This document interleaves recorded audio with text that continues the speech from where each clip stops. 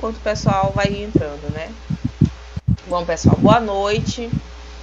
Nós vamos ver hoje praticamente a nossa última aula da primeira unidade da disciplina de Fundamentos da Pesquisa em Serviço Social.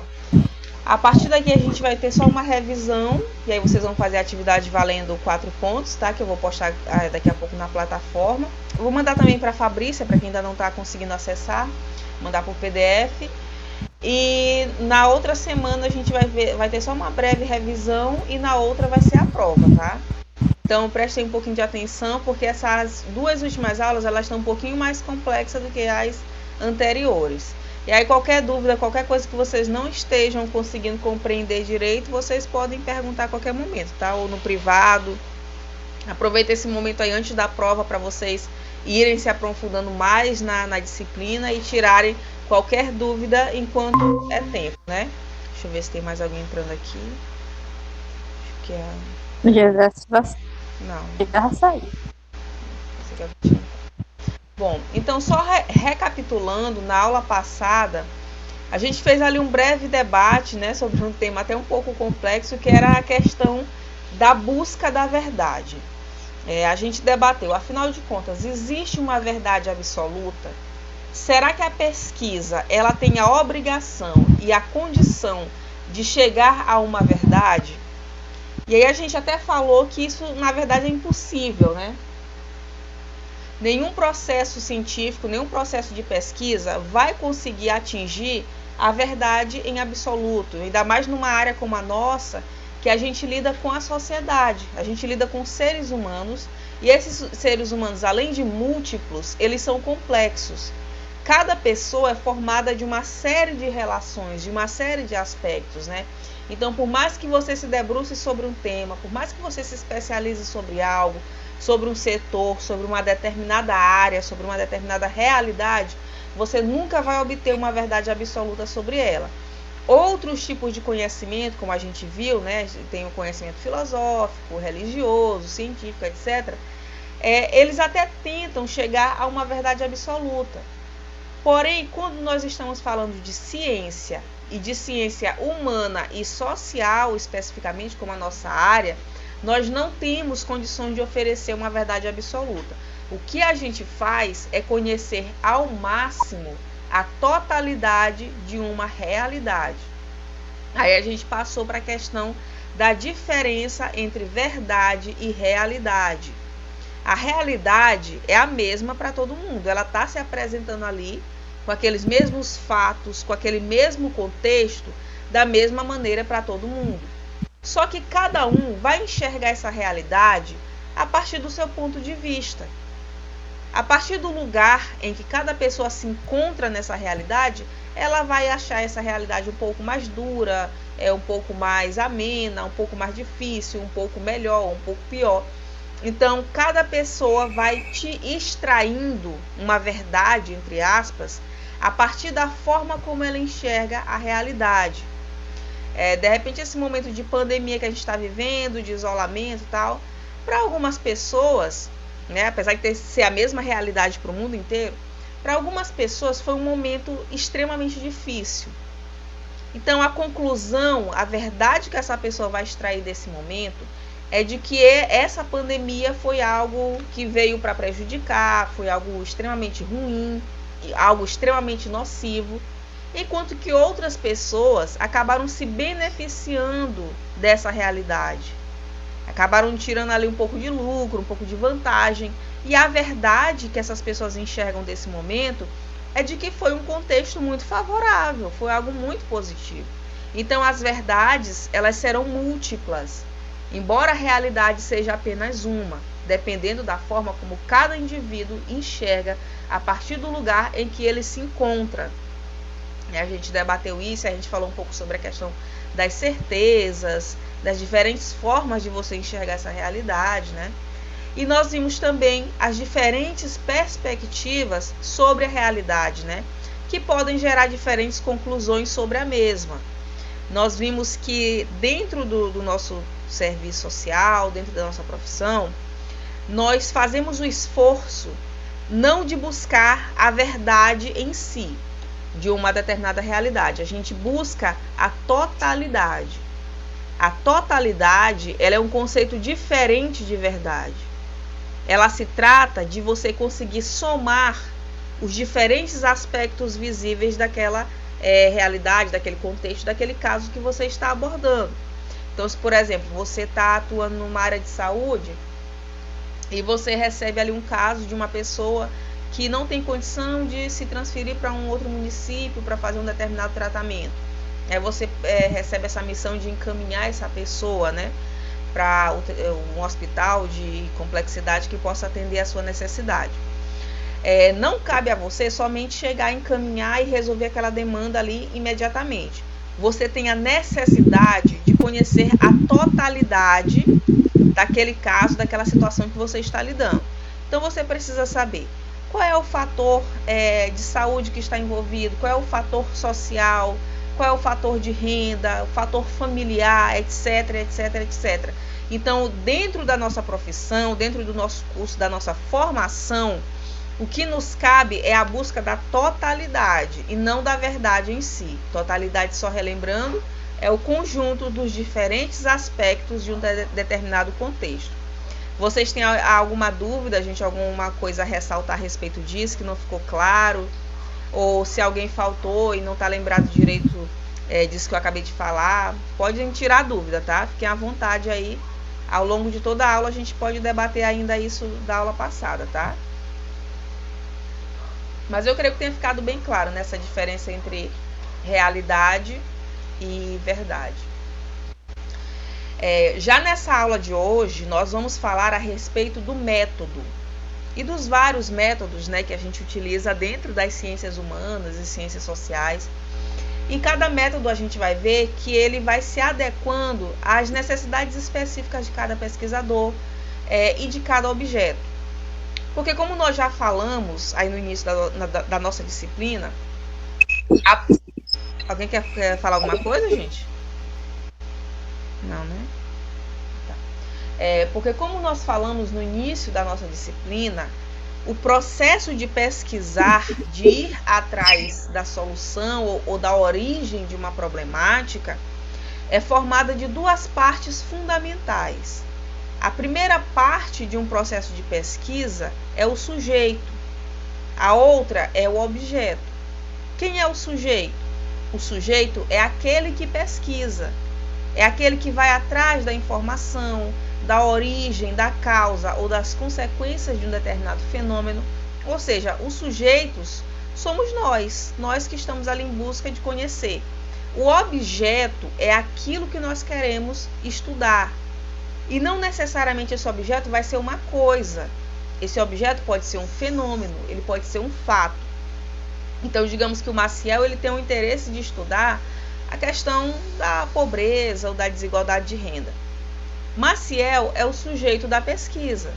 O seu objeto de pesquisa é a pobreza, é a desigualdade social. Né? A Fabrícia ela quer estudar a questão da terceira idade.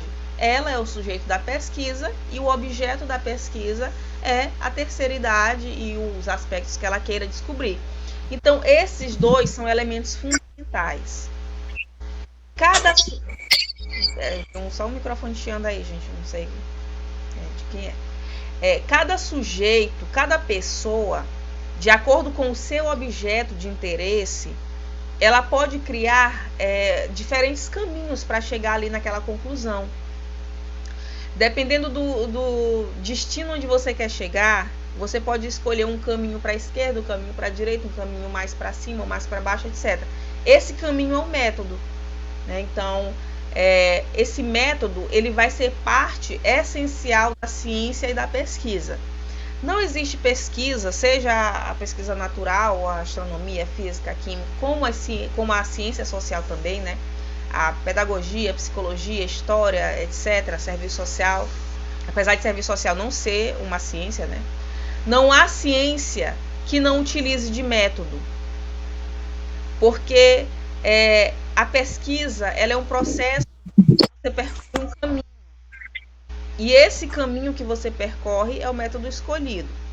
Então, tanto nessas ciências naturais como nas ciências sociais e humanas, nós utilizamos esses métodos de pesquisa para chegar aos nossos objetivos. Então, antes de tudo, você precisa ter um objetivo dentro da sua pesquisa. Tá, eu tenho um objeto de interesse. Então, o objeto de interesse de Maciel é o quê? É a pobreza e desigualdade de renda. E qual é o objetivo dele?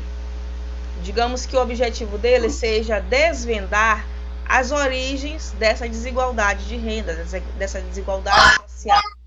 Esse é o objetivo dele.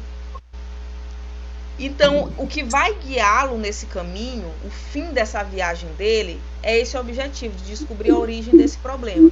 A partir desse objetivo... Gente, eu vou só desligar aqui o microfone de alguém. Tá um pouquinho... Acho que é o teu, Marcelo. Tava chiando, viu? Eu vou desligar aqui, eu já desliguei. A Marília também tá presente, né? Boa noite, atrás da Marília, Bianca, todo mundo. Bom, então é esse objetivo, esse fim da sua viagem, do seu processo de pesquisa, que vai guiar qual caminho você vai estar construindo, né? Então aí Maciel ele percebeu que para ele desvendar as origens dessa desigualdade de renda, dessa pobreza, ele precisa utilizar um método que ouça as pessoas, que converse com quem é envolvido, que coloque ali o contraponto entre os diferentes lados. Ele vai ouvir o lado daquele que é o patrão, aquele que é digamos, o explorador da mão de obra. Ele também vai ouvir o lado daquele que é o menos desfavorecido. Aí ele descobriu o caminho certo para chegar no objetivo. Esse caminho que ele descobriu é o método dele. Que no caso eu estou falando aqui o método dialético, que a gente vai ver mais na frente. Então todas as formas de ciência, todas as formas de pesquisa, elas precisam construir alternativas e pensar respostas para os problemas e temáticas apresentadas. Ninguém pesquisa à toa. Ninguém pesquisa só porque tem curiosidade. A gente pesquisa porque nós temos uma problemática em mente na qual nós queremos resolver. Tá certo, né, que na pesquisa acadêmica, isso que vocês estão fazendo, ainda estão se formando, vocês não têm a obrigação de encontrar resposta para os problemas sociais. Mas se você já é uma pessoa formada, já é um pesquisador profissional, você geralmente pesquisa para encontrar uma solução para aquilo. O fato é que toda pesquisa, ela visa conhecer o seu objeto e tentar imaginar respostas para ele. Tanto que quando vocês fizerem lá o trabalho de vocês, o trabalho de conclusão final, a gente dificilmente usa aquela expressão conclusão no final, a gente usa considerações finais, não sei se vocês já viram. Geralmente nas monografias tem considerações finais, ao invés de conclusão. Porque durante essa pesquisa acadêmica, a gente não consegue tirar uma conclusão, uma verdade absoluta. A gente consegue fazer algumas considerações, encontrar algumas alternativas, conseguir caracterizar os nossos objetivos, né? Então, nesse momento, vocês ainda não têm toda essa pressão de utilizar a pesquisa para encontrar as respostas para tudo que há por aí, né? Certo? Existem diferentes tipos de métodos. E o que determina o porquê que você vai utilizar cada um deles é a sua abordagem, ou seja, é o olhar que você dá para aquilo. Se, por exemplo, a Marília ela quer estudar a questão do menor infrator não, criança e adolescente em situação de conflito com a lei. Né, os menores, enfim, de idade que estão ali cometendo algum tipo de criminalidade, que estão apenados. Se ela tem um olhar mais voltado para compreender a relação pessoal desses meninos, desses adolescentes, meninos e meninas, né, crianças e adolescentes, com a sua família, a relação afetiva, qual foi o aspecto pessoal que esteve ali por trás, ela vai usar um método que permita a ela ter um olhar sobre essa questão. Agora, se ela quer focar, não quero saber o lado pessoal dessa questão, eu quero saber como é que a condição material, a condição de renda, a condição de vida real desses meninos influenciou para eles estarem nessa vida hoje. Aí ela já vai utilizar um outro método, uma outra forma de olhar. Então, a forma como você está olhando aquele mesmo objeto pode te levar a diferentes métodos. Nós vamos já ver quais são esses métodos, né? Às vezes o mesmo problema a gente acha que é repetitivo, né? Às vezes na mesma turma 3, 4 pessoas vão falar do mesmo assunto. Só que cada um vai dar o seu olhar e ninguém é igual a ninguém. Se Fabrícia quer falar da terceira idade, aí Danusa também quer falar, a Bianca também, aí fica todo mundo ali falando daquele mesmo tema. Será que todos os trabalhos vão sair iguais? Claro que não, porque cada pessoa tem uma trajetória diferente, em cada pessoa tem um olhar diferente sobre aquele tema, né? Então, a gente não pode perder de vista essa questão da abordagem, ou seja, o olhar que cada um vai dar sobre aquilo. A gente precisa valorizar aquilo que nós já trazemos. Isso que você já traz antes de começar um processo de pesquisa é o seu lugar de fala e o seu lugar de olhar, né? Então a gente precisa valorizar também o porquê que eu escolhi esse tema. Será que ele tem alguma coisa a ver com a minha história? Eu me identifico com ele, né? Tudo isso tem que ser levado em conta.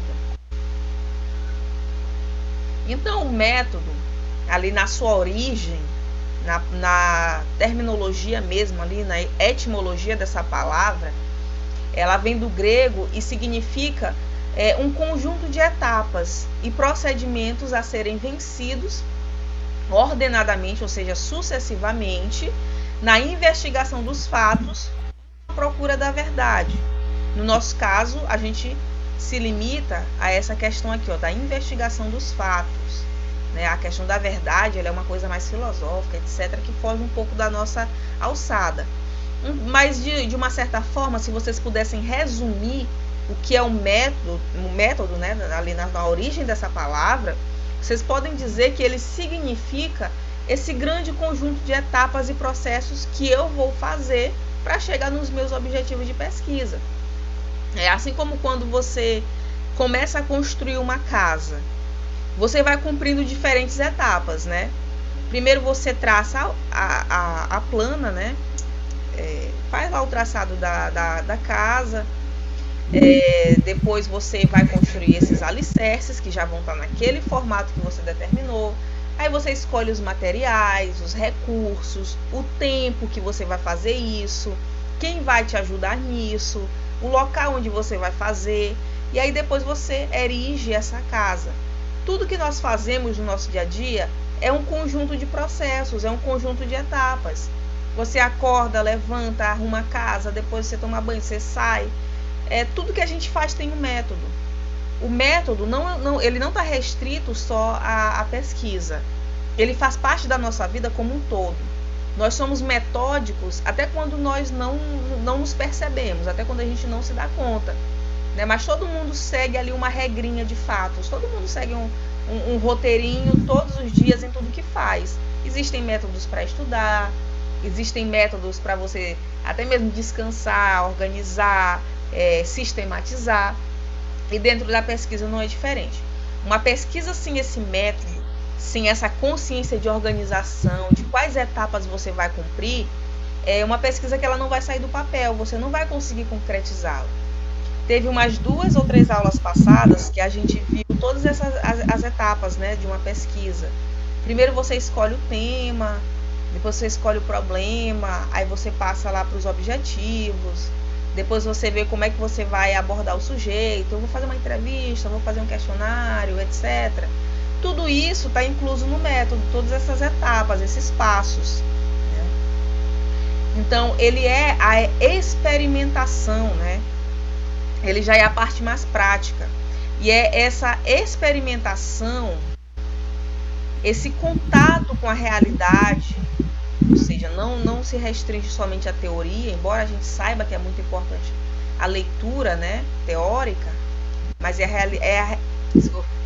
a realidade que vai estar sempre nos guiando, né?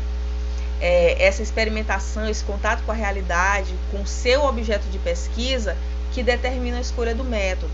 O caminho é percorrido de acordo com o seu destino final. Então, cada pessoa vai ter ali o seu modo de tocar o seu próprio processo de pesquisa. Mas muito do que vai nos dar um norte para que você não fique perdido, né? Eu até coloquei aqui essa figura, que ela ilustra bem o que é essa questão da escolha do método, né? Muitas vezes se apresentam tantas coisas ali diante de nós e a gente não sabe como escolher. O que vai te guiar para que você vai reduzindo esse número de alternativas até chegar naquela que você se identifica, no seu método, é o contato com a realidade. Então, por mais que eu nunca tenha trabalhado com crianças e adolescentes em situação de conflito com a lei, eu não sei por onde começar. Eu só li a respeito disso e eu não consigo tirar ali um objetivo mesmo mais resumido para eu poder pesquisar. Eu preciso de alguma forma ter um contato com aquela realidade. Eu preciso conversar. Eu preciso nem que seja ter um convívio de um dia, alguns dias, para eu entender aquele contexto. Então evitem sempre vocês partirem para pesquisar algo com o qual vocês não têm sequer nenhum contato com a realidade. Então, por exemplo, a questão da terceira idade, que é um tema muito comum, né, a gente tratar no serviço social. Embora a maioria de vocês nunca tenham trabalhado com pessoas idosas, mas todo mundo convive, né? Todo mundo tem avô, tem avó, tem conhecidos, tem tios que são da terceira idade. A gente conhece na prática, na realidade, vários dos aspectos que estão ligados a essas pessoas. Então, é sempre bom que a gente tenha contato com a realidade mesmo, com os fatos, porque eles vão nos guiar em escolher o nosso objeto, escolher os nossos métodos, as nossas técnicas, o que a gente vai fazer para alcançar os nossos objetivos, certo? Tem alguma dúvida a respeito disso, gente? Ou se vocês quiserem dar algum exemplo de tema a ser abordado, vocês podem ficar à vontade, tá? Bom, e qual é a importância do método? A gente falou aqui agora que não existe ciência sem método, porque tudo é processo. Tudo é um conjunto de procedimentos que você vai seguir para chegar no seu objetivo. Então, daí a gente já vê que esse método ele é indispensável. Porém, a importância fundamental nele está no fato de que ele lhe confere segurança. Você se torna muito mais seguro ao pesquisar, ao abordar uma determinada temática, quando você já sabe o caminho a percorrer. Então, às vezes, me parece tão difícil esse tema, me parece tão complexo, é uma coisa que eu nunca me aprofundei, ou, de repente, ali no seu cotidiano de trabalho mesmo, te apareceu uma temática para você pesquisar e você não estava preparado ali para aquilo no primeiro momento. Porém, quando você estabelece um método, quando você escolhe técnicas de pesquisa, isso se torna muito mais fácil. Da mesma maneira que eu posso ter o tema mais fácil do mundo, um problema que já está ali respondido. Mas se eu não souber escolher o meu método, se eu não souber organizar o meu processo de pesquisa, ele se torna muito mais difícil. Ele pode se tornar até impossível de eu pesquisá-lo, né? Então, digamos que sempre usando esses dois exemplos, mas se vocês quiserem, gente, vocês podem colocar outras coisas que sejam do interesse de vocês também. Se a gente for utilizar esses dois exemplos que nós estamos falando aqui. Um tema de criança e adolescente em situação de conflito com a lei é uma coisa extremamente complexa, né? Você está lidando ali com sujeitos que são vulneráveis, tem toda uma questão de vínculo familiar, de sigilo, tem uma série de pormenores para você conseguir pesquisar nessa área. Mas se de repente esse pesquisador, esse estudante, ele já organizou direitinho o que ele vai fazer, né? Ele já estabeleceu ali todos os passos. Primeiro eu vou conhecer essa realidade, depois eu vou ver o que realmente é o fator mais importante ali, o que leva essas crianças a isso, aquilo. Depois eu vou escolher os autores que eu vou estar lendo, porque a gente precisa sempre conciliar a teoria com a prática, né? E aí depois eu vou entrevistar as pessoas, depois eu vou fazer um relatório, e eu vou fazer isso entre essa e aquela semana. Então eu já tenho tudo organizadinho. Se tornou fácil, uma coisa que era difícil. Porém, quando eu pego um tema super fácil, como terceira idade, e eu não reservo tempo, eu não me organizo, eu não sistematizo aquilo que aconteceu, eu não faço relatórios, eu não escrevo aquilo que eu ouvi, aquilo que eu descobri, eu não sei como entrevistar as pessoas, eu não sei nem que técnicas eu vou usar, aquilo se tornou difícil. Então, o método ele é um atalho, né? Ele vai facilitar com que você atinja os seus objetivos. Ele vai te dar não somente segurança, ele vai te dar também economia de tempo e de recursos. Se você já sabe o que fazer, você já sabe com quem falar, você já sabe qual tema especificamente você vai abordar, isso te poupa tempo, isso te poupa recurso, te poupa até pessoas com as quais você vai ter que estar conversando, porque você já sabe o que tem que fazer. Aí é uma coisa muito comum de as pessoas se interessarem pela temática da saúde. Se eu não me engano, tem até uma equipe, né, de vocês que está utilizando essa temática sobre o serviço social na área da saúde. É uma área extremamente grande, é muito complexo a área da saúde. Quando você já sabe o que você quer pesquisar dentro dessa área, ou na assistência também, que é uma área extremamente ampla, né? Mas se você, por exemplo, escolhe, eu quero saber quais são as dificuldades do trabalho do assistente social nessa área. Pronto, eu já resumi um pouco, já me ajudou. Eu já sei qual é o período que eu vou fazer essa pesquisa. Eu já até dividi as tarefas por semanas, por pessoas. Já está tudo organizadinho, a gente já sabe que nós vamos fazer entrevista disso, daquilo. A gente já sabe o que a gente vai ler, como é que nós vamos fazer o relatório final do nosso trabalho. Já me poupou tempo e já me poupou recursos. Eu não vou me deslocar à toa, eu não vou comprar livros e tirar xerox à toa, eu não vou perder meu tempo à toa, já estou organizada. Então a importância do método é basicamente esses dois fatores, né? Ele te dá segurança e ele te faz economizar tempo e recurso na pesquisa, né? Também no estudo e na aprendizagem. Quem nunca perdeu tempo lendo coisas que na hora nem interessava, e quando chega lá no final da página você percebe, poxa, mas isso aqui não interessava em nada, eu não precisava nem ter lido isso daqui. Então quando a gente já está organizadinho, que a gente já sabe o que a gente tem que estudar, o que a gente tem que pesquisar, a gente não perde tanto tempo e recurso, né? Estabelecido e aprimorado pela contribuição cumulativa do conhecimento construído no passado. Então, o que isso significa?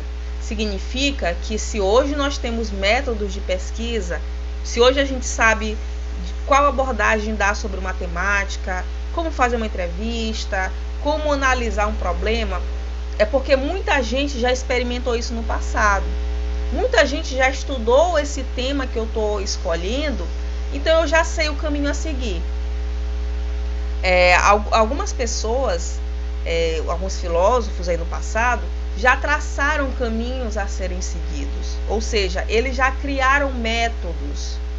Dentro do serviço social, a gente usa especificamente, assim, de uma maneira muito mais forte, o método dialético, materialista histórico dialético, que é o método utilizado pelo Marx. Então ele já abriu essa vereda, ele já abriu esse atalho.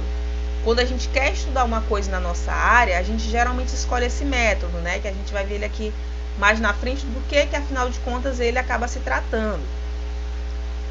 E aí, se a gente for conseguir conceituar de uma maneira mais formal, ali de acordo com o autor, o que seria o método, prestem atenção, tá? Guardem esse conceito aqui com vocês. Uma forma mais estruturada de a gente definir esse método, a gente pode dizer que ele é um conjunto de normas padrão que devem ser satisfeitas, caso se deseje que a pesquisa seja tida por adequadamente conduzida e capaz de levar a conclusões racionais. Então, esse método dele vai ser o quê? O conjunto de regras, né, que eu devo seguir para que a minha pesquisa seja racional e coerente. Se eu não sigo um método, eu posso chegar a encontrar uma resposta que seja completamente aleatória, completamente sem sentido. Por quê? Porque eu não segui um caminho, eu não segui uma regra. E às vezes é chato a gente ter que estar seguindo normas padrão. Por que eu não posso só chegar a pesquisar aqui o meu tema? Eu já sei com quem falar, eu já trabalho nessa área, eu já estagiei nesse lugar, eu já vivi isso, sabe? Isso aqui é minha vida, então eu sei falar sobre isso. Mas não é assim. Em ciências, em estudo, em pesquisa, tudo precisa seguir uma regra, tudo precisa estar organizado de acordo com uma norma padrão. Por mais que eu tenha vivenciado, por mais que eu conheça aquela realidade, eu não posso colocar a minha experiência particular acima de um método que já foi treinado, que já foi testado, experimentado na prática tantas outras vezes. Às vezes nós precisamos exercitar, enquanto pesquisadores, a humildade, a capacidade de compreender que naquele primeiro momento você não conhece o seu objeto a fundo. Por mais que você tenha vivenciado ele ali durante tanto tempo. Então, mas eu tenho um pai e uma mãe que são idosos, sou eu que cuido deles, eu conheço o que é a terceira idade. Então eu não preciso perder tanto tempo com esse método, eu não preciso entrevistar ninguém, eu não preciso ir atrás, nem ler nada. Não é assim que funciona. Você precisa sempre aprofundar esse conhecimento prático a partir de leituras e a partir do diálogo. Porque o que você conhece da sua realidade é só o seu olhar. E o seu olhar vai ser sempre incompleto. Ninguém consegue ter uma perspectiva absoluta de nenhuma temática. Você precisa dialogar, você precisa ter o olhar do outro que vai se somar com o seu. Então, embora eu tenha um pai e uma mãe que são de terceira idade, que são bem idosos, eu cuido deles há muito tempo, o meu olhar é um olhar de filha, é um olhar familiar. Eu ainda não tenho o olhar profissional, então eu preciso conversar com quem? Com alguém que tem esse olhar profissional para estar me passando. Para que eu some com o meu e eu tire uma conclusão. Vocês percebem que sempre existe um diálogo entre aquilo que você já sabe e aquilo que você precisa saber? Em estudo, em pesquisa, em aprendizagem, sempre vai ser assim. Você sempre vai ter que seguir uma regrinha, sempre vai ter que seguir uma norma para que você chegue a um resultado que seja racional e coerente. Não tem nada mais frustrante do que você escolher um tema, você passar um semestre pesquisando sobre esse tema, outro semestre escrevendo sobre essa temática e na hora de apresentar você se dá conta que o seu tema está incoerente, que você não conseguiu chegar na conclusão que você queria, porque você não teve paciência de seguir um método, você não conseguiu ter a paciência, a humildade de seguir as técnicas que te foram indicadas, que te foram orientadas, né? Então, é um exercício de disciplina mesmo, na verdade, né? Essa questão da metodologia, do método, né? Desculpa. Certo, gente? Alguma coisa a comentar? Bom, seguindo aqui um pouquinho, se aprofundando nessa questão do método, tem uma coisa que tem muito a ver com ele também, que é a técnica. O método, ele é aquele caminho, né? Digamos assim, que ele é o conjunto dos procedimentos. As técnicas são, digamos assim, que elas sejam o conjunto das ferramentas que você vai utilizar. Então, digamos que você tenha escolhido um método dialético, um método no qual você dialoga o seu conhecimento com o conhecimento do outro. Você escolheu uma técnica de pesquisa participativa. Então, eu não só ouço o que a pessoa tem para me dizer, eu não faço só uma entrevista. Eu vou conviver também com aqueles no qual eu estou pesquisando. Então, o método e a técnica, eles vão se complementando, eles vão se somando. Essa parte mais prática mesmo, das técnicas, etc., a gente vai ver após a nossa prova, né? Já na nossa segunda unidade. Então, agora a gente vai focar mais no método, né? Que é a parte mais teórica.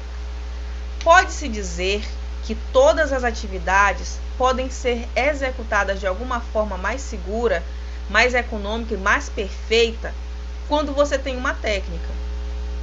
Então, digamos assim que uma das técnicas de pesquisa mais comum que a gente utiliza em ciências sociais é a entrevista semi-estruturada. Você vai ter a entrevista estruturada, que é aquela que já tem as perguntas todas feitas, que você não as altera. E assim você tem também a entrevista semi-estruturada, que é aquela que você tem todas as perguntas feitas, mas se durante a entrevista com alguém você sentir a necessidade de acrescentar uma ou outra pergunta, você pode colocar ela ali no meio. Isso é um exemplo de uma técnica de pesquisa. Outro exemplo de técnica, um questionário. Se você não quer fazer uma entrevista que vai dar mais trabalho, às vezes as pessoas demoram muito respondendo, você não tem tempo para isso, ou você não conseguiu que aquela pessoa tivesse o tempo, né, para estar prestando ali para você, e você tem ali uma quantidade de informações bem restritas que você quer obter, você pode utilizar um questionário. A entrevista, ela tem perguntas, né, e respostas abertas. O questionário, ele tem respostas fixas, é sim ou não, quantos anos, grau de escolaridade, quantas pessoas, etc, etc. Ele é bem mais resumido. Isso é um exemplo de uma técnica. Outra técnica que a gente pode estar utilizando também nessa nossa área é a técnica da observação. A observação, por mais que a gente menospreze, que a gente até desconheça ela enquanto um instrumento de pesquisa, enquanto uma técnica, ela é super fundamental. Porque assim, não é só uma observação de eu chegar e olhar aquele ambiente. Acho que alguém está pedindo para entrar, gente. Só um minuto aqui. Não.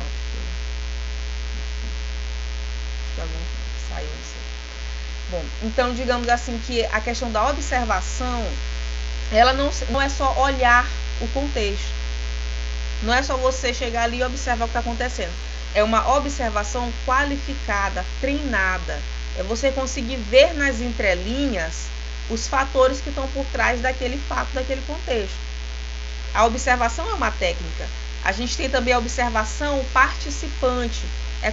É aquela que eu não só observo de longe, mas eu estou participando ali também.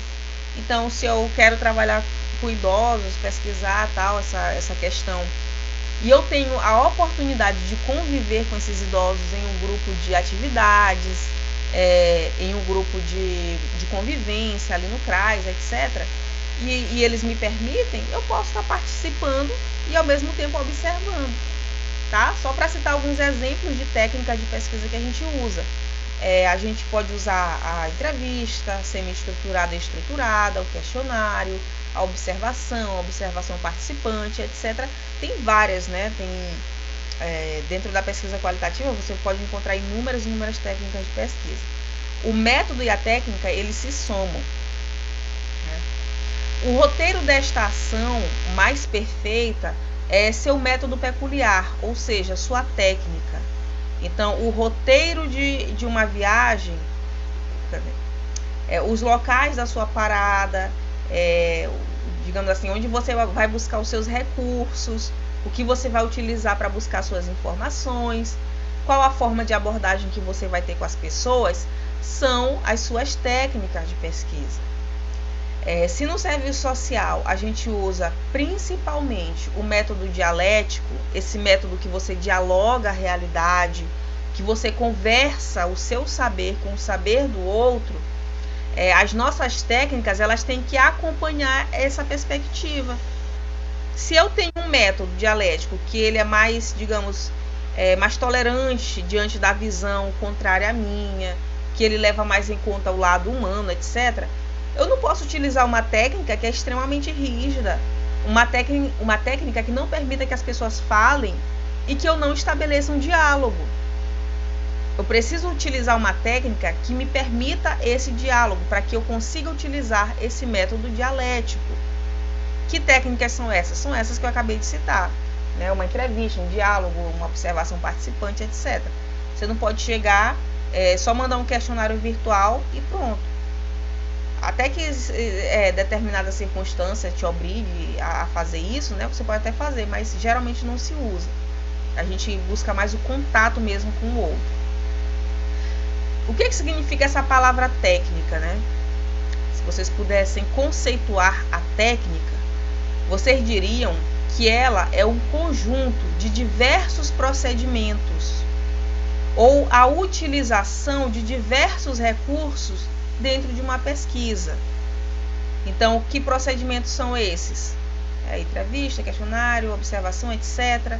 E quais recursos? Eu vou estar utilizando aqui um questionário, um formulário, um gravador, um papel, uma caneta, um computador, uma câmera para eu estar filmando o que vai estar sendo falado, o que vai estar acontecendo.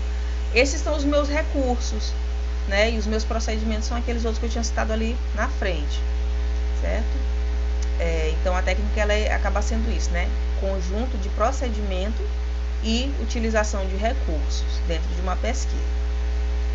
As técnicas, elas podem variar ao longo de um processo de pesquisa. Ou seja, não é obrigatório que eu comece utilizando aquele método e eu termine a minha pesquisa utilizando o mesmo.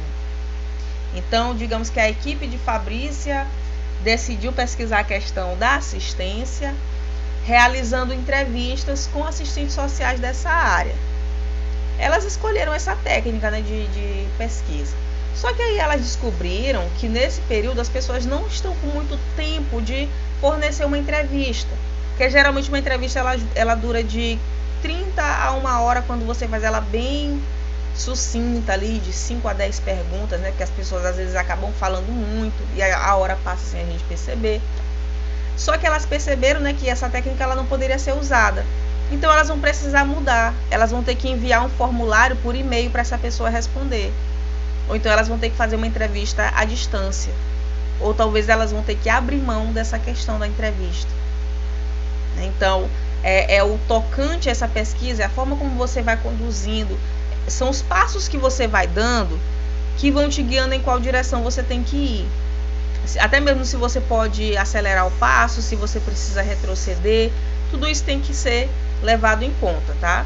Então, não se apeguem somente a uma técnica. Não é porque a gente escolheu isso que a gente vai ter que fazer até o final. Não, vocês podem sentar, podem repensar, podem sempre estar refazendo aquilo que já foi decidido uma vez. Enquanto a pesquisa não se finaliza, tudo nela pode ser alterado. Até o objetivo ele pode ser melhorado ali dependendo da necessidade, né?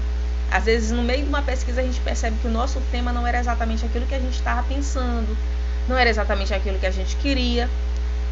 Claro que o ideal é que você se previna, né, para que isso não aconteça. Mas, caso aconteça, você pode alterar sem problema algum, certo? Se tiver alguma dúvida, gente, até referente mesmo a esse trabalho de pesquisa de vocês, alguma temática, algo que vocês já tenham visto, né, a respeito, vocês podem estar falando. Ou eu posso deixar no final um tempo aí para vocês tirarem as dúvidas, né, fazerem assim qualquer tipo de questão. Fiquem à vontade. Se quiserem colocar comentários também, eu posso estar analisando aqui. Tem alguns comentários aqui, se vocês quiserem colocar também, fiquem à vontade. Então aqui, ó, tem um quadrinho só para resumir essa questão da diferença entre método e técnica. Se a gente for conceituar uma coisa ou outra, para não misturar, para entender o que seria uma outra, eu peguei aqui um quadrinho que ele faz ali uma forma de resumo, né? Ele apresenta de uma forma mais sucinta a diferença entre os dois. O método, eles são as etapas sucessivas para atingir um objetivo de pesquisa. E a técnica são os instrumentos ou as ferramentas. O método é a ordem que devem ter os diferentes procedimentos. Então, tudo vai ter ordem. Você vai listar ali os procedimentos da pesquisa. Primeiro ler, depois ir na prática, depois fazer entrevista com assistente social.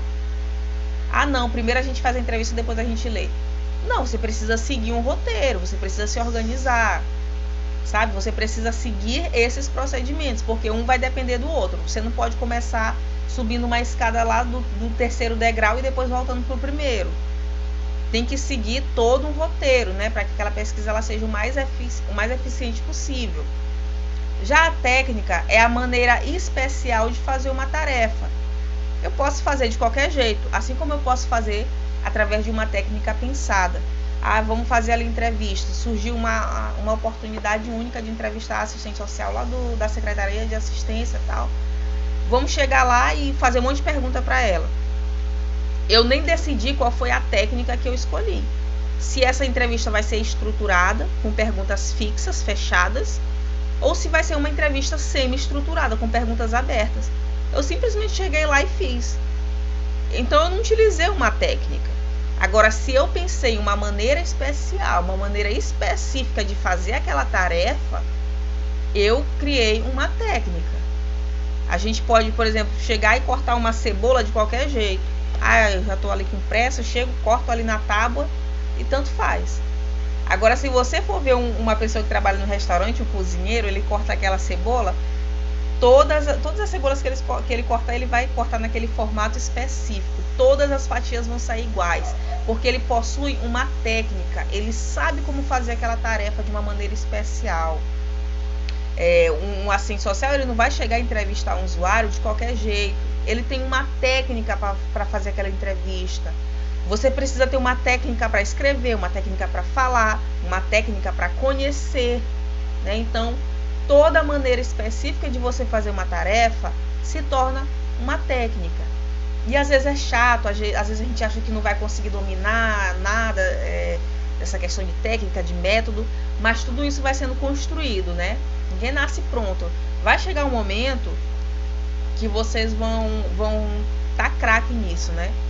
O que nos aperfeiçoa é a prática.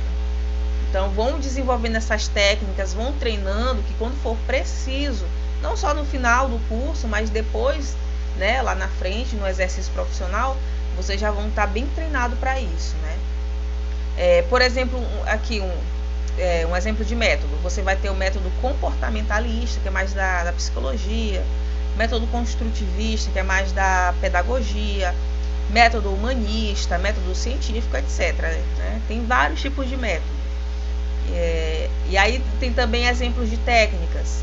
Brainstorming. Brainstorming é muito utilizado em trabalho em grupo, que é a tempestade de ideias.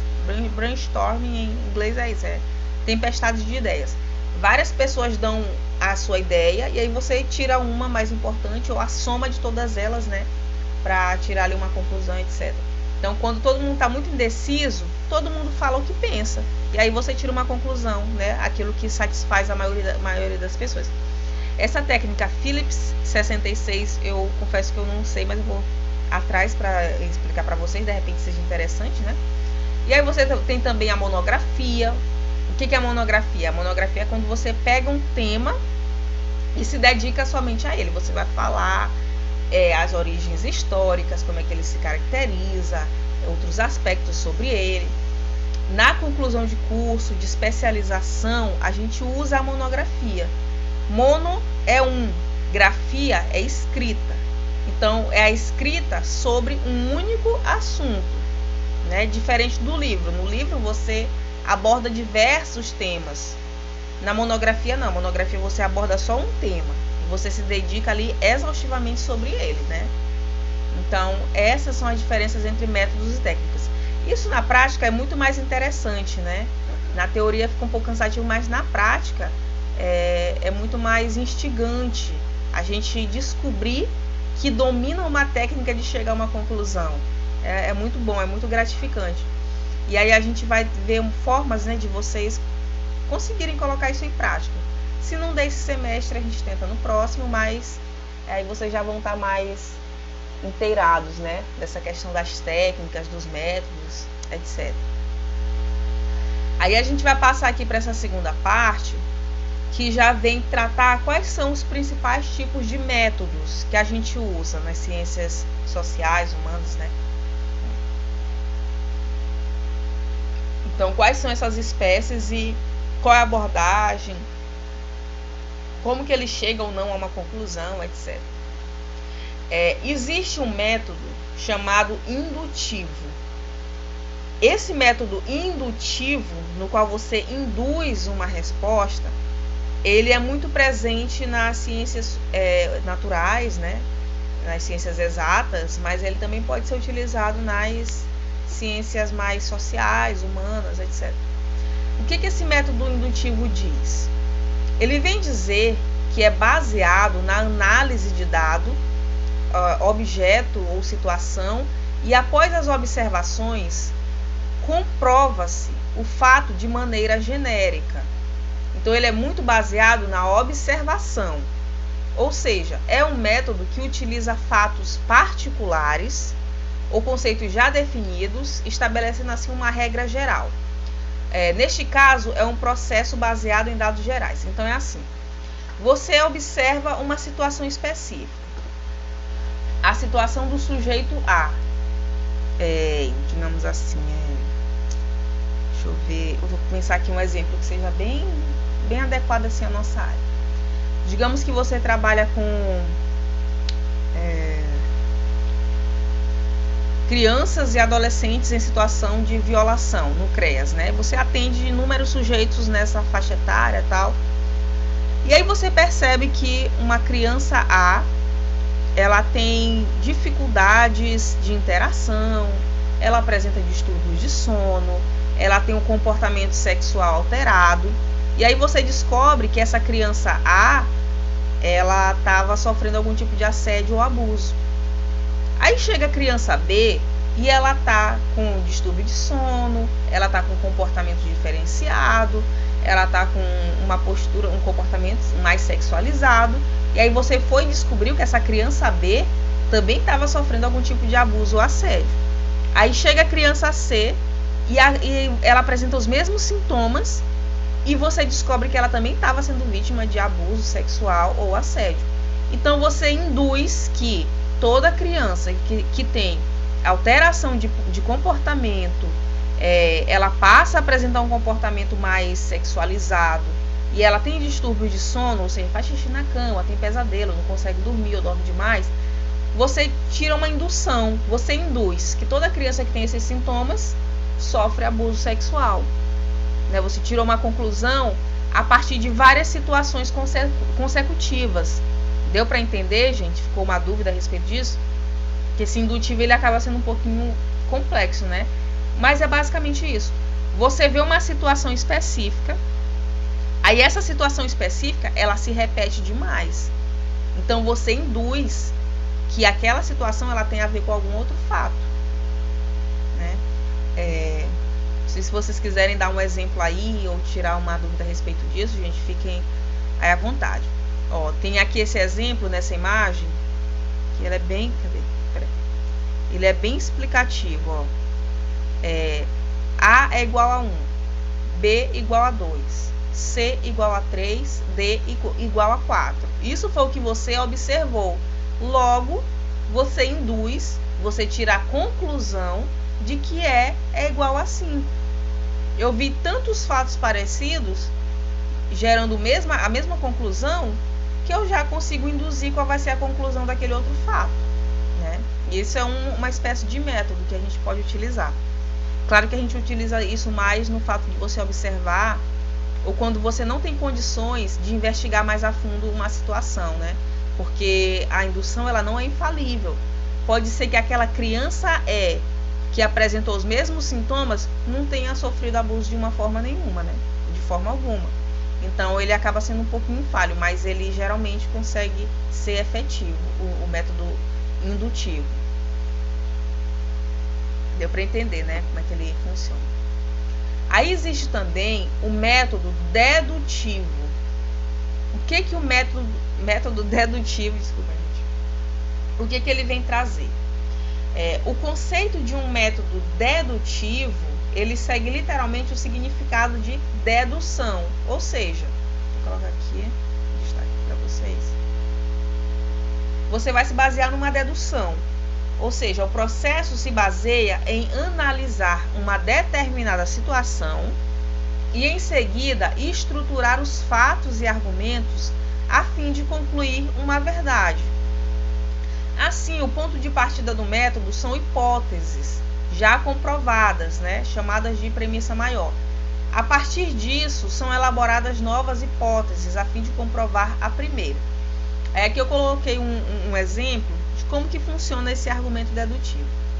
Aí tem um sujeito A que está falando assim: sempre que chove, fico resfriado. Hoje choveu, logo ficarei resfriado. Então ele já vale mais de uma hipótese. O indutivo, ele parte mais de uma observação de vários fatos, né? De situações que se repetem e vão gerando conclusões parecidas. No argumento dedutivo, a conclusão se segue necessariamente das premissas. Então tem sempre aquele logo, né? Sempre que chove, fico resfriado. Hoje choveu, logo ficarei resfriado. Porém, isso não está imune a falhas. Porque uma dedução, ela não é exatamente lógica, ela não é exatamente concreta, que aquilo de fato vá acontecer. Por exemplo, você pode chegar e ter recebido o caso de uma criança que você já sabe que sofreu o abuso, o assédio, né? Aí você deduz, essa criança sofreu abuso e assédio. Toda criança que sofre abuso e assédio, ela tem sintomas de alteração de comportamento social, alterações no seu comportamento sexual e distúrbio no sono, porque eu já vi muito caso parecido com esse. Logo, essa criança, ela vai ter todos esses sintomas. Só que de repente não, né? De repente ela não tinha nenhum sinal. Mas um é o contrário do outro.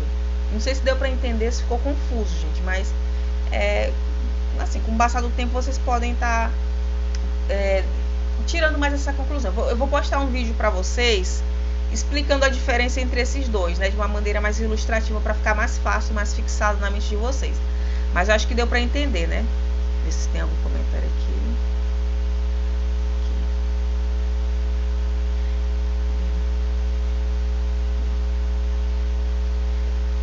Daí vem o nosso método prioritário, o método que a gente mais utiliza, que desde os anos 70, anos 80, ele passou a ser mais priorizado no serviço social. Antes a gente tinha outros métodos, né, como a gente vai ver aqui a seguir.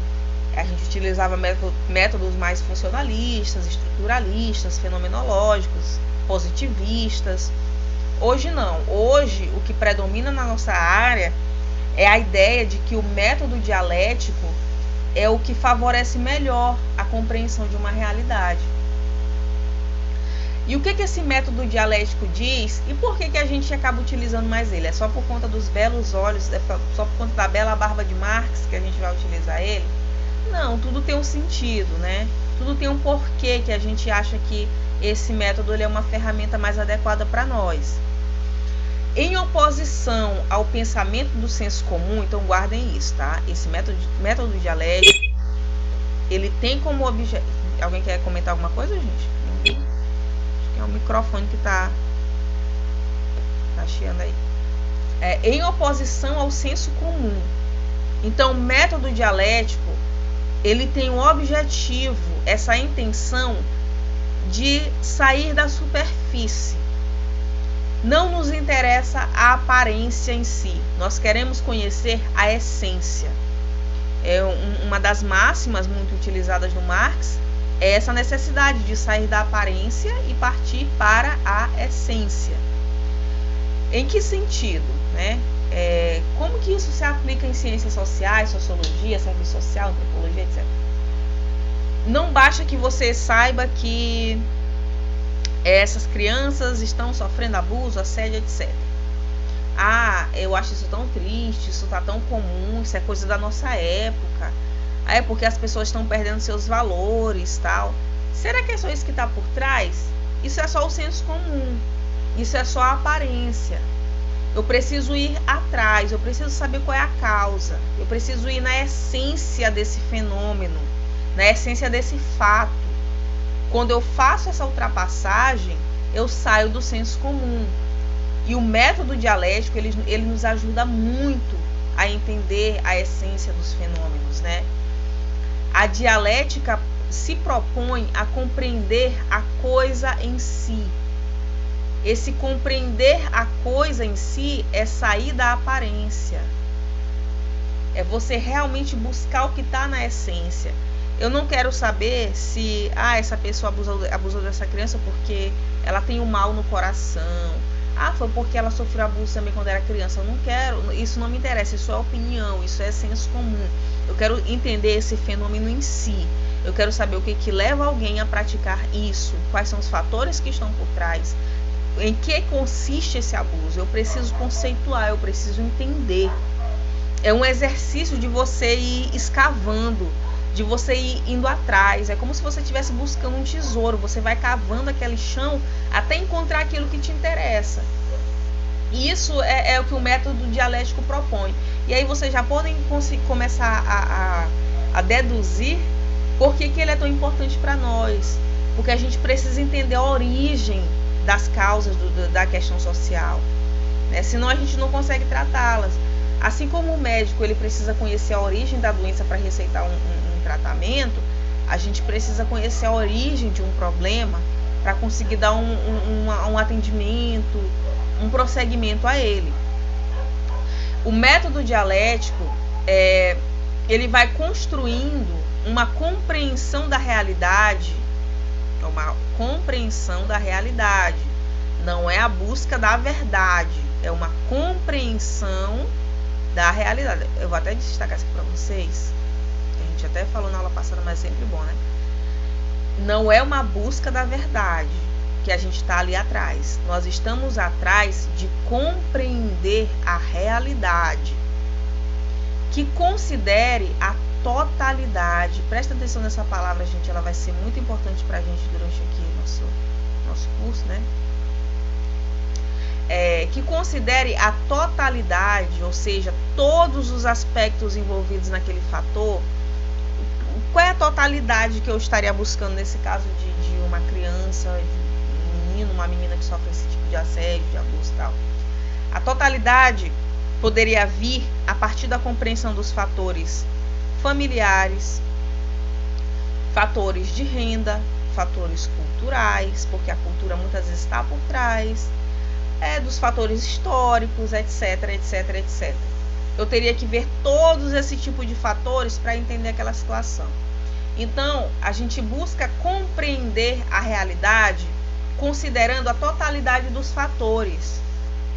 Como dinâmica, a dinâmica de como esses fatores interagem é interessante. De repente eu descobri que o fator que está por trás dessa problemática é um histórico já de abuso naquela família e também o uso de drogas e álcool. São os dois fatores principais ali. Como é a dinâmica desses dois fatores? Como é que eles interagem entre si? Como é que essa questão de já ter havido abusos nessa família, muitas vezes até com essa pessoa que está cometendo esse crime, e o fato de haver um uso de drogas, como é que isso interage? Então eu analiso os fatores que estão por trás e eu vejo a dinâmica entre eles. Está dando para compreender, né? Então, se eu quero entender como é o trabalho do assistente social na saúde, eu vou buscar a totalidade desses aspectos. Eu vou ver, eles têm dificuldade de recursos, têm dificuldade de tempo, dificuldade de atender tal demanda, dificuldade nisso, naquilo. Esses são os fatores que eu consegui descobrir. E como é que esses fatores interagem entre si? A falta de recurso, por exemplo, a falta de um carro na secretaria, se soma com o fator falta de resolutibilidade nas demandas. Eles não conseguem resolver as demandas que chegam porque não tem recursos como um carro, como material de expediente, etc, etc, etc. Eu tenho que ver quais são os fatores que estão envolvidos e como esses fatores interagem entre si. Qual é a dinâmica entre eles, né? E também ter a noção de que todos esses fatores sociais estão em uma permanente construção social.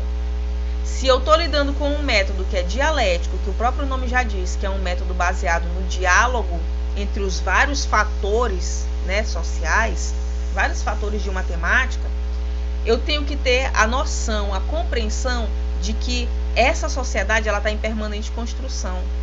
Porque esses fatores eles são dinâmicos, eles estão o tempo todo mudando.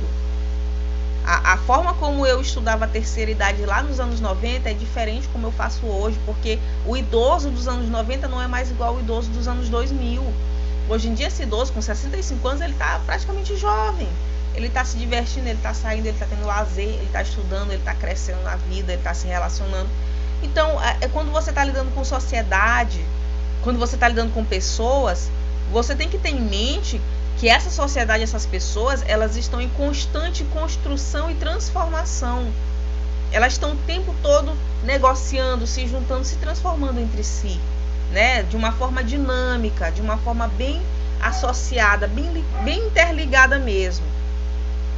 Ao considerar a realidade dessa forma dinâmica, dessa forma total, dessa forma em essência e não em aparência, a dialética rompe com a falsa concreticidade. Preste atenção nisso aqui. O que se entende quando eu falo de uma falsa concreticidade. A falsa concreticidade é dada pelo senso comum. Quando você acredita que uma coisa é o que é, mas na verdade ela não é. Quando você acredita que aquilo ali é o concreto, mas na verdade esse concreto era só uma miragem. Então as pessoas hoje em dia elas acham que o que vai solucionar a questão da falta de segurança, o problema da violência, é todo mundo ter uma arma. Então, todo mundo vai ter uma arma, pronto, vai diminuir automaticamente a violência. Isso é uma falsa concreticidade, isso não é concreto. Isso é uma miragem, isso é uma ilusão.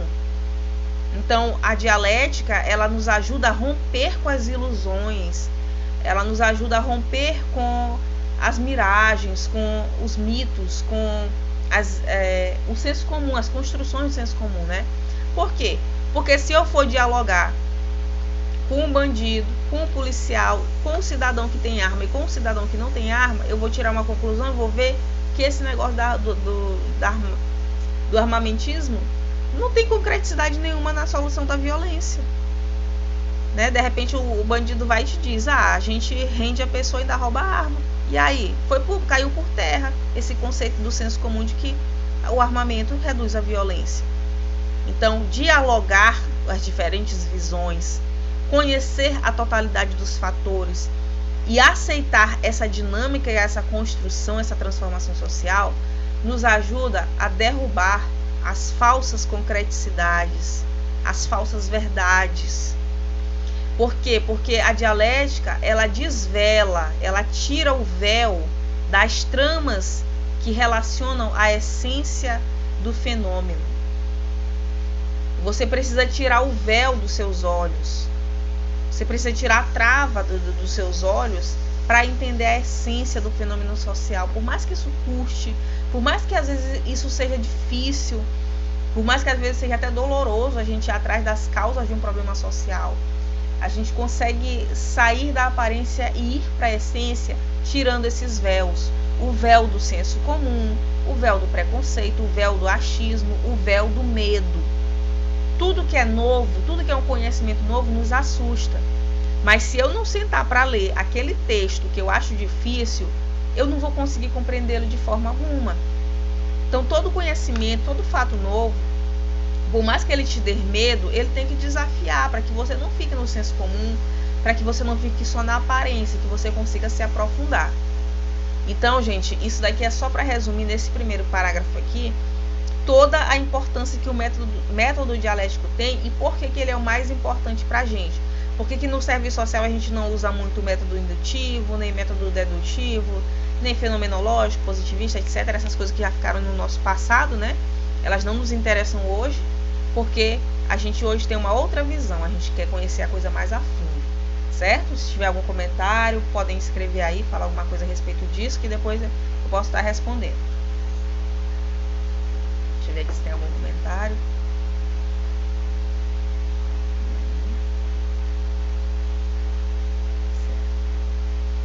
É um pouco confuso. A Fabrícia falou que é um pouco confuso, né? Acho que é o dedutivo, né, que estava falando, Fabrícia. Aqui. Bom, voltando, né, essa questão do método dialético, quem trabalhou muito com isso foi o Marx, né? O Marx, ele foi um dos autores que mais se debruçou a respeito da dialética, embora não tenha sido ele o criador. Quem criou a dialética foi o Hegel, mas ele aperfeiçoou, né, introduzindo o materialismo e a história. A dialética de Marx busca o significado do real na atuação histórica concreta e material das pessoas. Então, qual é a realidade? O que há de concreto por trás da ação histórica, da ação cotidiana das pessoas? O que está por trás? Gente, acho que alguém entrou, tá pedindo. Tá, Fabrício que entrou. O que está por trás da sua necessidade de sair para trabalhar ou para estudar? Qual é o concreto por trás disso? É a sua necessidade de saber mais? É a sua necessidade de sobrevivência, de construir um futuro melhor? Então, essa nossa dialética, baseada na de Marx, ela busca também conhecer aquilo que está de concreto, né, por trás da ação das pessoas. Por que as pessoas fazem isso? Por que elas fazem aquilo? Para além dos seus interesses, para além dos gostos, para além daquilo que elas acham que é certo e errado. o que está por trás da ação, né? O que está por trás da ação de um governo que não combate um incêndio em tal floresta, tal bioma? Não é só porque não acho isso interessante ou não. Tem algum interesse por trás. Tem algo de concreto, de material ali por trás. A dialética ela nos ajuda a compreender isso. É na história que os seres humanos engendram e significam o mundo ao seu redor. A dialética, na perspectiva de Marx, ela está diretamente ligada a uma visão histórica, porque é a ação dos indivíduos que constrói a história. E tudo que a gente está analisando, todos os problemas que a gente se debruça, ele tem um fator histórico por trás. Tem alguma coisa que deu origem, ele vai dar origem a alguma coisa. Então, na nossa área, a gente está sempre focando na questão histórica. Sempre que a gente vai analisar alguma coisa, a gente procura saber qual foi a origem, de onde é que veio, como é que surgiu. Então, a dialética ela tem esse fator, né, histórico, esse fator de fugir do senso comum, de fugir da aparência, da superfície, tudo isso. Aqui.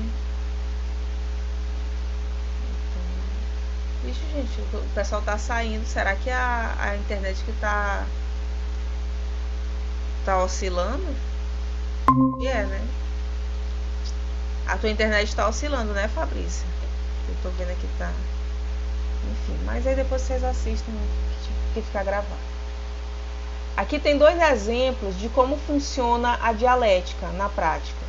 Aqui, se ele entrou. Tá oscilando, né, Fabrícia? Aqui nessa figura, aqui embaixo, vocês podem ver que ela vem trazendo 2 sujeitos que têm opiniões bem diferentes, né? Esse aqui ele tem uma opinião A, esse daqui vai ter uma opinião B.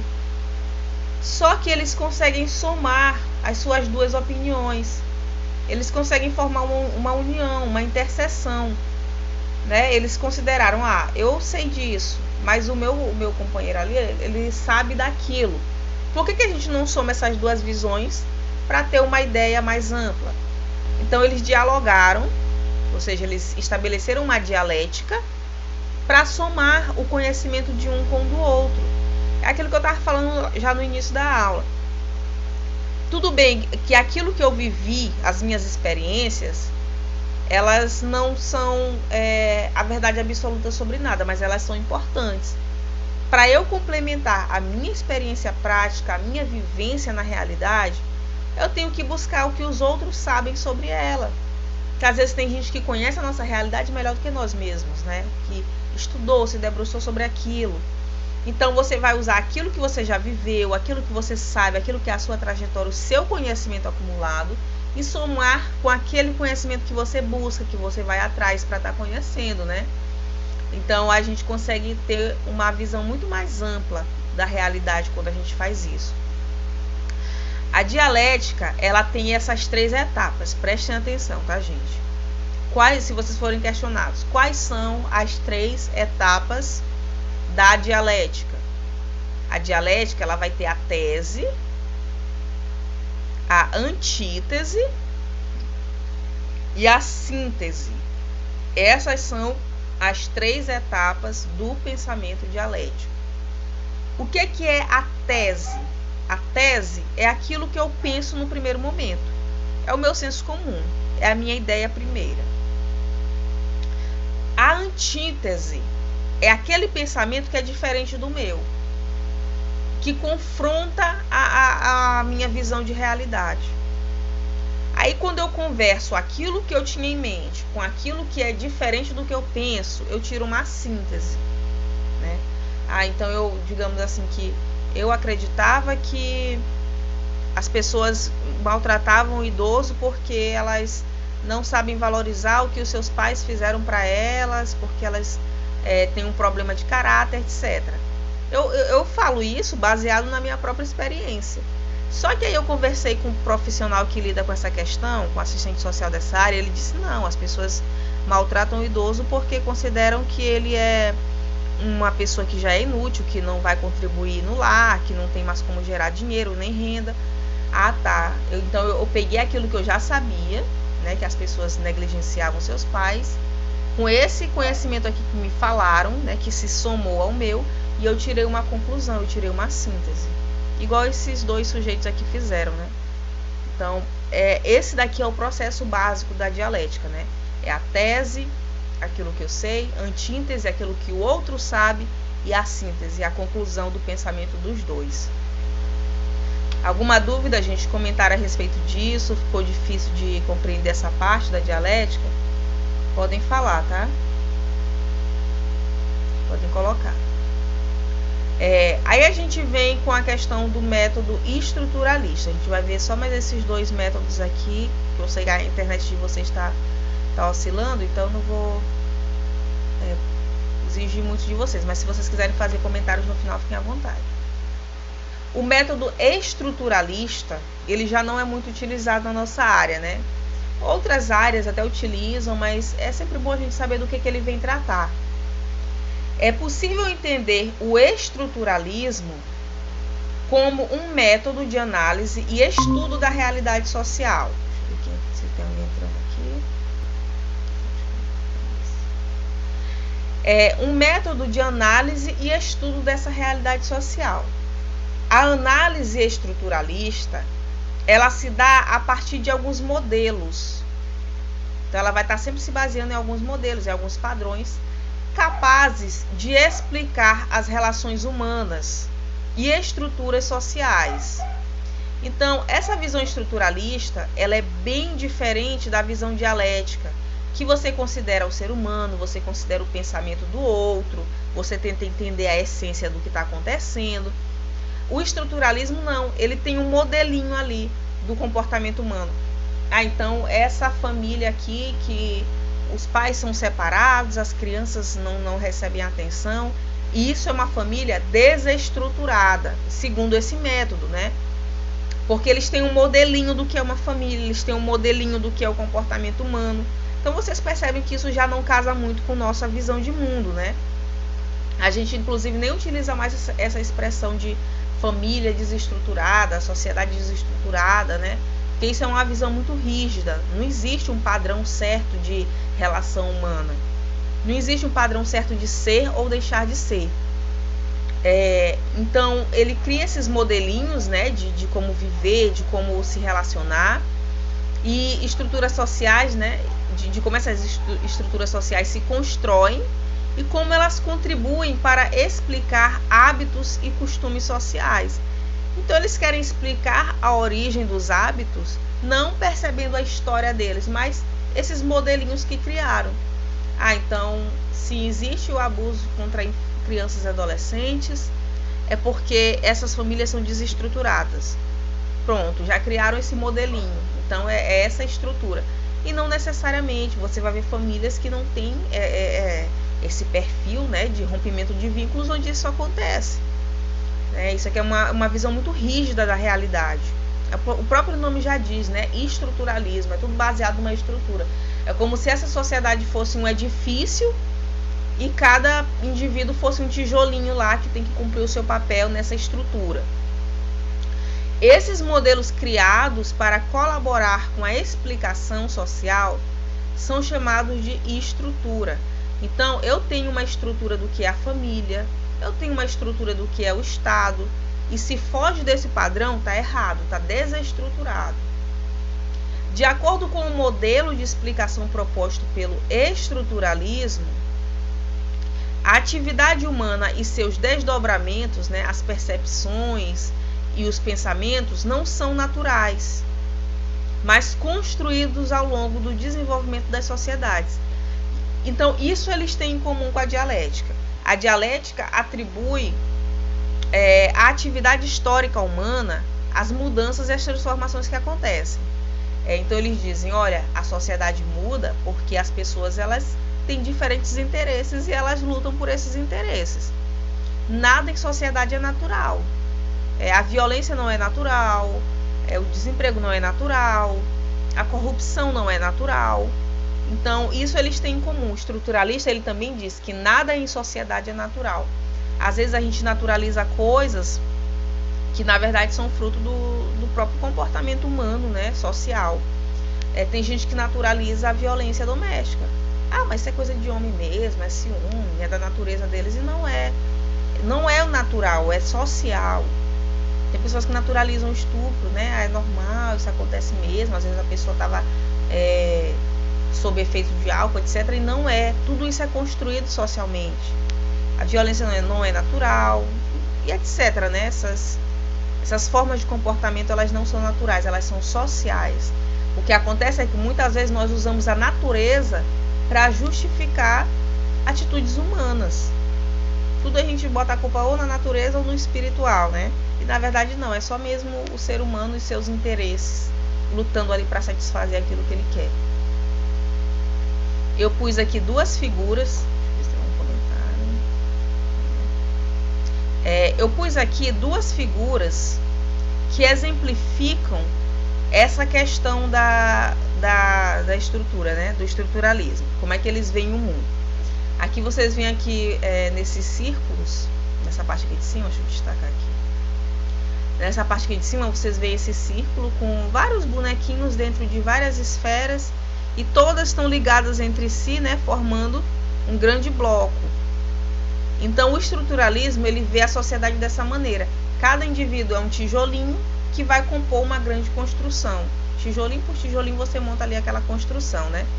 Então quem é Marília? Marília, além de uma mãe, de uma dona de casa, de uma estudante de serviço social, de uma pessoa trabalhadeira, tal, ela é uma cidadã brasileira, maranhense, da cidade de Bacabeira, e ela tem as suas obrigações e deveres enquanto cidadã.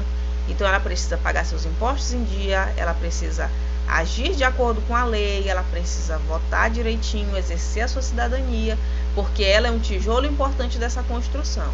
Se Marília deixa de fazer parte dessa estrutura, aí Fabrícia, ela também decide, eu não vou mais votar, eu não vou mais trabalhar, agora eu vou fazer tudo errado. Ela já sai dessa estrutura. Aí se esse sujeito bem aqui também decide sair dessa estrutura, aí essa sociedade ela vai ficar desestruturada. Então, por isso que eles acham tão importante cada um fazer o seu papel direitinho. Só que isso é uma visão muito rígida, né? Você não vai encontrar padrões certos de existência, padrões absolutos de como uma pessoa tem que agir. Ninguém é perfeito, ninguém vai viver 100% dentro de um modelo de estrutura social. Nós não somos só o que os outros dizem que nós temos que ser, nós temos também as nossas individualidades, nossas particularidades. Aqui também tem um exemplo de como que o estruturalismo vê o mundo, né? Como se cada pessoa tivesse uma engrenagem e essas engrenagens se encaixam para manter essa máquina que é a sociedade funcionando. Essa é uma ilustração, são duas ilustrações que explicam essa perspectiva de visão de mundo, de método mesmo, né? Que, claro, como eu já repeti, não é muito adequada para a gente, não é muito assim o que faz o nosso perfil, né? Enquanto serviço social. Está no comentário aqui. Qualquer coisa vocês podem estar comentando aí, falando, tá? Eu sei que não é uma aula muito bacana para a gente ver a distância, né? Que é bem complexo, mas depois a gente faz nossa revisão. Existe também um método funcionalista, que é esse último que a gente vem tratar hoje. O que o método funcionalista vem nos trazer? O que ele fala? O método funcionalista considera, de um lado, a sociedade como uma estrutura complexa de grupos ou indivíduos. Ele é muito parecido com o estruturalismo, né? Esse funcionalismo, assim como o estruturalismo, ele considera que cada indivíduo é um tijolinho dentro de uma construção, de uma estrutura. O funcionalismo considera esses indivíduos, essas instituições, como ferramentas que fazem a sociedade funcionar. Então, eles tratam o indivíduo de uma forma bem objetificada, né? Como se a gente existisse só para manter essa sociedade funcionando. Ele considera, de um lado, a sociedade como uma estrutura complexa, né? De grupos ou indivíduos, reunidos numa trama, né, numa rede de ações e relações sociais. E de outro lado, ele considera essa sociedade como um sistema de instituições. Então, que instituições são essas? Deixa eu ver se eu consigo colocar aqui para vocês um balãozinho.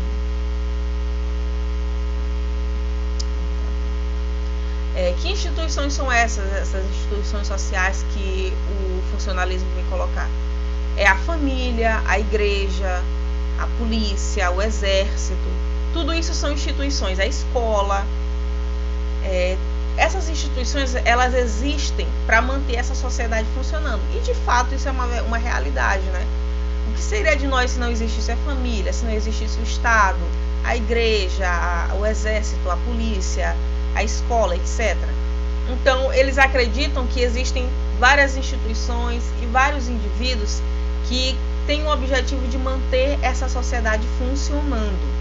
E elas estão todas ligadas entre si.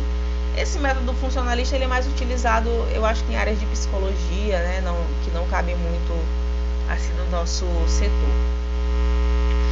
Qualquer que seja o enfoque, fica claro que o conceito de sociedade é visto como um todo em funcionamento. Então ninguém está isolado. Por mais que você ache que você é antissocial, que você não interage ali com o outro, você está intimamente ligado a ele. Tudo que você faz repercute no outro. Tudo que você faz vai ter um impacto naquilo que o outro está pensando, naquilo que o outro está fazendo, né? Então todos nós estamos interligados em rede. E o papel das partes, o papel de cada indivíduo, o papel de cada instituição nesse todo é compreendido como junções no complexo de estrutura e organização. Então, é aquilo que a gente já tinha resumido, né? Cada pessoa, cada instituição faz parte de uma rede para manter essa sociedade funcionando e tudo que uma faz impacta na outra. Isso é mentira? Não. Então, o método funcionalista ele tem lá o seu valor. Ele também nos ajuda a entender um pouco a realidade. Mas, claro que ele não vai tão a fundo como o método dialético, né? Assim também como o estruturalista, ele também não vai muito a fundo, né? Eles são muito mais métodos explicativos do que métodos investigativos, né? Você vai encontrar uma dificuldade maior de investigar um fato na nossa área, né, de questão social, etc., através desses métodos funcionalistas, desses métodos estruturalistas. Eles vão te enrijecer, eles vão te engessar que você não vai conseguir romper com esses padrõezinhos de funcionamento, de estrutura, etc., né? Certo, gente? Esse daí também ficou um pouquinho complexo para você, gente? Ou tá dando para entender? Podem ir opinando aí. Aí, por último, eu coloquei aqui essa imagem para exemplificar, para explicar o que é esse conceito de um funcionalismo, né? Vocês veem aqui que vários indivíduos e cada um tem uma pecinha de um quebra-cabeça, né? E tem aqueles aqui dando a ordem de como é que isso tem que ser feito, ó. Tem esse aqui fiscalizando e tal. E enquanto isso, os outros indivíduos, cada um na sua função, né? Aqui tem um pedreiro, aqui tem um cidadão comum, aí o outro ali já é um jardineiro e tal. Cada um com a sua pecinha no mapa para colocar no lugar certo para fazer ele funcionar. O funcionalismo ele vê o mundo dessa maneira. Então eu nasci, eu cresci, eu fui educada, eu me formei, eu trabalho para manter essa sociedade funcionando, para que eu exerça o meu papel de acordo com o que vem dito na lei, de acordo com o que vem dito na tradição, na cultura, naquilo que está estabelecido no conceito geral, né, que a sociedade estabeleceu, que é o meu lugar. Então, quando eu nasço, eu já nasço ali num lugar pré-determinado. Se eu nasci mulher, qual é a minha função? É casar, ser mãe, esposa. Eu posso até ser além disso, mas eu vou ser o tempo todo pressionada por um determinado padrão quando eu fujo dele. Então, dentro do funcionalismo, aquela pessoa que no caso não teve filhos, ela não funcionou, né? Digamos, numa visão mais conservadora.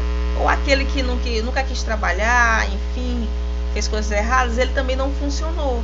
Ele não cumpriu o seu papel social pré-determinado. e assim por diante, né? Deu para entender, gente, o que é o funcionalismo, o que é o estruturalismo? Ficou alguma dúvida para vocês a respeito disso? Vocês podem dizer, viu, gente? Colocar aí no... Deu para entender, né? Bom, a gente já vai dar aqui às 9 horas. Então, era isso que a gente tinha para tratar hoje. Infelizmente, aí acabou ficando um pouquinho prejudicado, né? Essa questão de a gente não poder estar fisicamente juntos. Mas eu espero que em breve a gente possa estar revisando nossa disciplina e reforçando aqui nossos conhecimentos. Gente, ficou alguma dúvida a respeito desse tema? É complexo mesmo, né, Fabrícia? Mas é preciso que a gente se debruce, né, sobre essas questões. Então, Bianca, Marília, se vocês quiserem ainda comentar alguma coisa, tirar dúvidas, vocês podem ficar à vontade, tá? Eu se despedir, dar um tchau aí. Eu vou estar deixando isso aqui gravado, e aí se vocês quiserem revisar um pouquinho, podem ficar à vontade, tá? Eu vou também mandar para a Fabrícia esse slide e também no PDF as atividades de vocês. Vou também colocar no AVA. Quem ainda não cadastrou lá no AVA, aceita o convite que eu mandei, tá? Bom, gente, então tem ainda mais alguma coisa para comentar? Ou a gente pode encerrar? Vocês que sabem. Acho que já dá, né? Já é umas 9 horas, basicamente. Então eu vou encerrando aqui, tá, gente? Eu agradeço aí a atenção de vocês que ficaram até agora. Eu sei que não é muito fácil essa questão de conexão, tá? Então, até mais. Fico aí à disposição para tirar qualquer dúvida. Um beijo. Tchau, meninas. Até mais. A gente se vê aí semana que vem.